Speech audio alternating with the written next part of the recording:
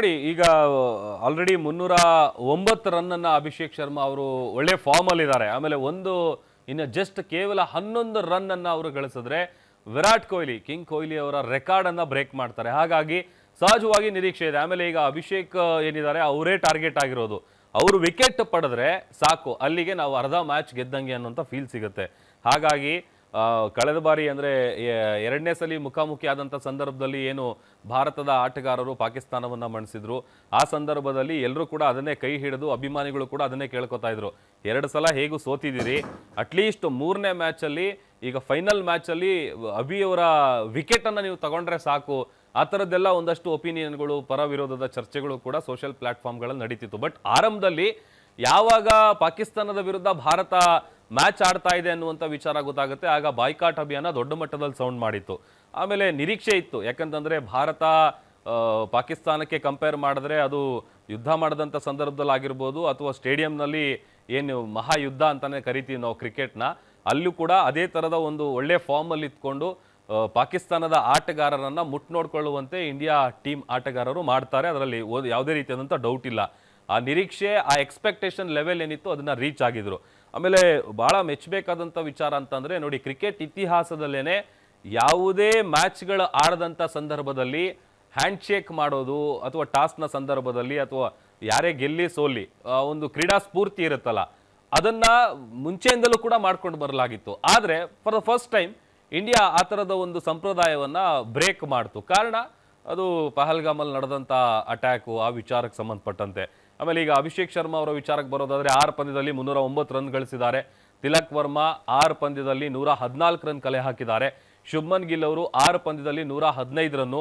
ಸಂಜು ಸ್ಯಾಮ್ಸನ್ 6 ಪಂದ್ಯಕ್ಕೆ 108 ರನ್ನು. ಸೂರ್ಯಕುಮಾರ್ ಯಾದವ್ ಅವರು 6 ಪಂದ್ಯದಲ್ಲಿ 71 ರನ್ ಕಲೆ ಹಾಕಿದ್ದಾರೆ.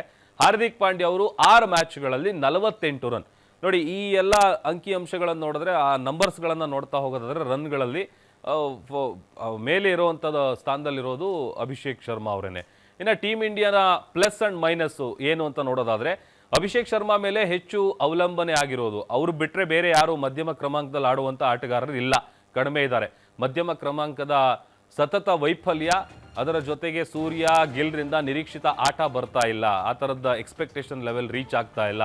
ಸ್ಯಾಮ್ಸನ್, ತಿಲಕ್ 2 ಪಂದ್ಯಗಳಲ್ಲಷ್ಟೇ ಅವರು ಶೈನಿಂಗ್ ಮಾಡಿದ್ದಾರೆ, ಅಂದರೆ ಶೈನ್ ಆಗಿದ್ದಾರೆ. ಅದನ್ನು ಹೊರತುಪಡಿಸಿದ್ರೆ ಒಂದು ಸ್ವಲ್ಪ ಡಲ್ಲೇನೆ. ಹಾರ್ದಿಕ್ ಆಲ್ರೌಂಡರ್ ಎಂಬ ಕಾರಣಕ್ಕೆ ಅವರನ್ನ ಓಕೆ ಅಂತ ನಾವು ಹೇಳ್ಬೋದು. ಇನ್ನು ಶಿವಮ್ ದುಬೆ ಇದ್ದಾರಲ್ಲ, ಸೂರ್ಯರಿಂದ ದೊಡ್ಡ ಆಟ ಇವರಿಬ್ಬರ ಕಡೆಯಿಂದ ಕೂಡ ಬಂದೇ ಇಲ್ಲ. ಏನು ಎಕ್ಸ್ಪೆಕ್ಟೇಷನ್ ಇತ್ತು, ಇವರು ಸ್ಕ್ರೀಸಲ್ಲಿ ಇದ್ರು ಅಂತಂದರೆ ಚಿಂದಿ ಉಡಾಯಿಸ್ತಾರೆ ಅಂತ, ಆ ಥರದ್ದೆಲ್ಲ ಯಾವುದೇ ಲೆವೆಲ್ಲಿಗೆ ಅವರು ಆಟ ಆಡಿಲ್ಲ. ಜಸ್ಟ್ ಓಕೆ ಅನ್ನುವಂಥ ಆಟವನ್ನು ಆಡಿದ್ದಾರೆ. ಇನ್ನು ಬ್ರಹ್ಮಾಸ್ತ್ರ ಬೂಮ್ರಾ ಅನಿರೀಕ್ಷಿತ ವೈಫಲ್ಯ, ಅವ್ರ ಮೇಲೆ ಇದ್ದಂಥ ನಿರೀಕ್ಷೆ ಇದೆಯಲ್ಲ, ಯಾರೋ ಎಂತೆಂಥವರು 6 ಎಲ್ಲ ಹೊಡೆಯೋ ರೇಂಜಿಗೆ ಅವರು ಬೌಲಿಂಗ್ ಮಾಡ್ತಾ ಇದ್ದಾರೆ ಅಂತಂದರೆ ಅವ್ರ ಲಯ ಎಷ್ಟು ತಪ್ಪಿದೆ ಅನ್ನೋದು ಇದರಲ್ಲಿ ಗೊತ್ತಾಗುತ್ತೆ. ಇನ್ನು ಕುಲ್ದೀಪು, ಅಕ್ಷರು, ವರುಣ್ ಉತ್ತಮವಾದಂಥ ಬೌಲಿಂಗ್ ಮಾಡ್ತಾರೆ ಬೌಲಿಂಗ್ ವಿಭಾಗದಲ್ಲಿ. ಹರ್ಷ್ದೀಪ್ ವೇಗಕ್ಕೆ ಇನ್ನಷ್ಟು ಬಲ ಬೇಕು, ಇನ್ನೊಂದು ಸ್ವಲ್ಪ ಅದು ಫೋರ್ಸ್ ಆಗಿ ಬರಬೇಕು. ಕಳಪೆ ಫೀಲ್ಡಿಂಗ್ ಇದೆಯಲ್ಲ, ಆ ಫೀಲ್ಡಿಂಗ್ ಇಲ್ಲಿ ಲಾಭ ಆಗುತ್ತೆ ಎದುರಾಳಿ ಟೀಮ್ಗಳಿಗೆ. ಅಂದರೆ ಕಳೆದ ಬಾರಿ ಕೂಡ ಕ್ಯಾಚ್ ಡ್ರಾಪ್ ಮಾಡಿದರು, 8ರಿಂದ 9 ಕ್ಯಾಚ್ನ ಡ್ರಾಪ್ ಮಾಡಿದರು. ಸೊ ಅದು ಕೂಡ ಫೀಲ್ಡಿಂಗ್ ವಿಚಾರದಲ್ಲಿ ಒಂದು ಸ್ವಲ್ಪ ರೆಡಿ ಆದರೆ ಇವತ್ತಿನ ಮ್ಯಾಚಲ್ಲಿ ಗೆಲ್ಲುವಂಥ ಸಾಧ್ಯತೆಗಳು ಜಾಸ್ತಿ ಇರುತ್ತೆ. ಆಮೇಲೆ ಇದೇ ಟೂರ್ನಿಯಲ್ಲಿ ನಾ ಹೇಳ್ತಾ ಇದ್ನಲ್ಲ, 15ಕ್ಕೂ ಹೆಚ್ಚು ಕ್ಯಾಚ್ ಡ್ರಾಪ್ ಆಗಿದೆ, ಕ್ಯಾಚ್ ಬಿಟ್ಟಿದ್ದಾರೆ. ಅತಿ ಹೆಚ್ಚು ರನ್ ಮತ್ತು ವಿಕೆಟ್ ಪಡೆದಂಥ ವಿಚಾರಕ್ಕೆ ನೋಡೋದಾದರೆ ಭಾರತವೇ ನಂಬರ್ 1 ಆಗಿದೆ. ಆಮೇಲೆ ಅತಿ ಹೆಚ್ಚು ವಿಕೆಟ್ ಪಡೆದಿರೋದು ಕುಲ್ದೀಪ್, 6 ಪಂದ್ಯದಲ್ಲಿ 13 ವಿಕೆಟ್ ಪಡೆದಿದ್ದಾರೆ. ಅತಿ ಹೆಚ್ಚು ರನ್ ಕಲೆ ಹಾಕಿರೋದು ಎಕ್ಸಾಕ್ಟ್ಲಿ ಅಭಿಷೇಕ್ ಶರ್ಮಾ ಅವರು. 6 ಮ್ಯಾಚ್ ಆಡಿದ್ದಾರೆ, ಅದರಲ್ಲಿ 309 ರನ್ನು. ಇನ್ನು 11 ರನ್ ಅವರು ಇವತ್ತಿನ ಮ್ಯಾಚಲ್ಲಿ ಜಸ್ಟ್ 11 ರನ್ ಕಲೆ ಹಾಕಿದ್ರೆ ಕಿಂಗ್ ಕೊಹ್ಲಿ ಅವರ ರೆಕಾರ್ಡನ್ನು ಅವರು ಬ್ರೇಕ್ ಮಾಡ್ತಾರೆ.